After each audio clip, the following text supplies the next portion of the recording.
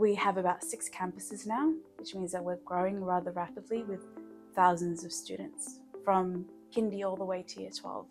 I was a previous student myself, which was really nice. Felt like coming home when I became a teacher here as well.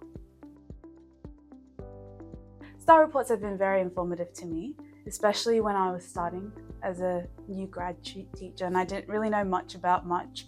So when I received my first report, I was able to identify students that needed extra help. I could identify which students could be grouped with one another when making my guided reading groups. So that was extremely helpful. And I've continued to use it throughout my entire teaching career. And it's become more of a tool that I rely on than I've realized. So having STAR reading, especially at the beginning of the year and at the end of the year, helps me show that growth, that progression that students go through.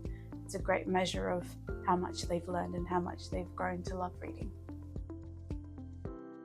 I have all this data at the tip of my fingers, so I can analyze the data without having to go and sit down and mark for hours.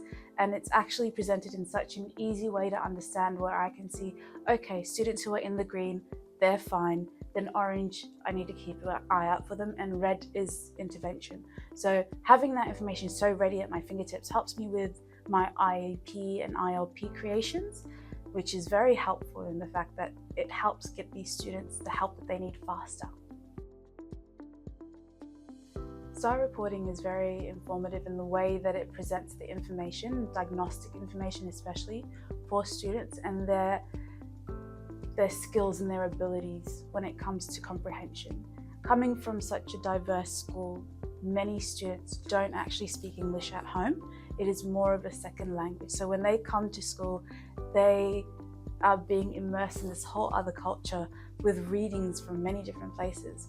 But it's hard to catch on to many of the nuances of literacy, especially things like idioms and figurative language.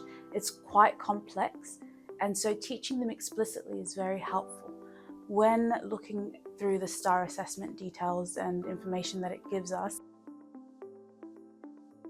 so the data that we receive from STAR Reader has been really beneficial in allocating students to their guided reading groups, but more so it's helped me with identifying students who require intervention.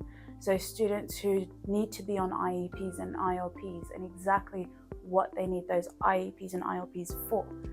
With that data, I can then create their IEP and ILP rather quickly, and they can get the help that they need almost immediately.